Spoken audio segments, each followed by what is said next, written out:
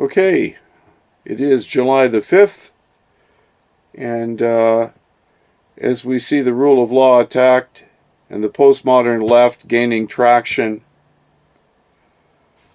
in public discourse, I have something very, very important to share with you.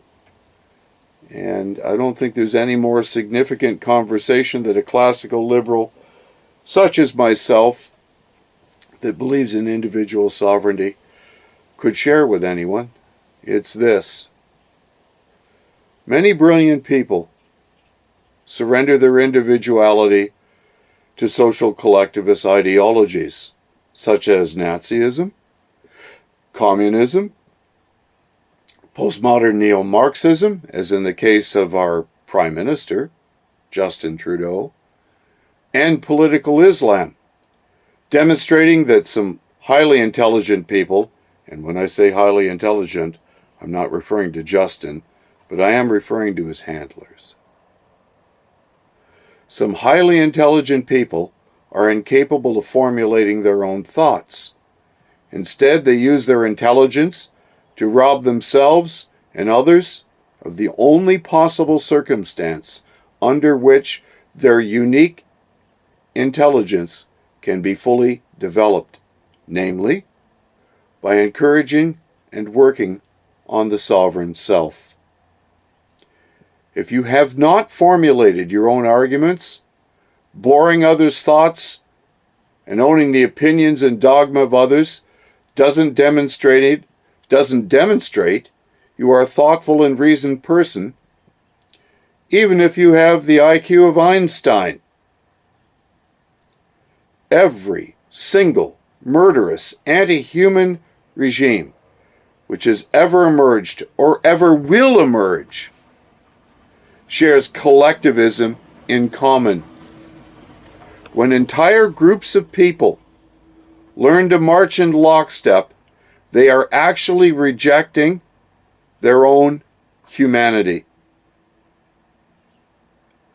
Such ideologies invariably claim their version of collectivism, which feeds like a parasite on the substructures of a quasi-religion, will save mankind by murdering that humanity. They don't think for themselves. They're simply marching in an unthinking group. And in fact, this is proven where if you take one of the members of this group and extract them from the group, the full manifestation of the ideology of the group doesn't emerge. It's only when they're together collectively that they will all act in unison and speak as one. This little trip around the sun, our lifetime, isn't intended to be an expression of the Borg. Resistance is futile. Lower your shields. We will assimilate you into the biological collective of your distinctiveness, making you nothing more than an extension of ourselves. This, I keep saying it, this isn't the Canada that I grew up in, where people, everyone I knew at least, were distinct in their own individual nature and in the expression of their thoughts and beliefs. We are living in an unprecedentedly dangerous time. Even the Toronto Blues Society and the musicians whom I once so admired have become the songbook for cultural Marxism.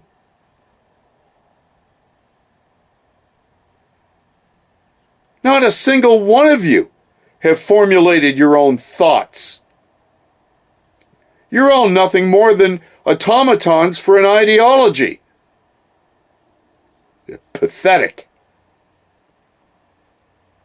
My level of disgust and contempt for collectivism has grown to such an extent that I can't find the words to express my contempt for people that are rejecting their own humanity, their own unique ability to learn, to discover, to investigate, to be forever curious, not to believe anything they've said because someone said it.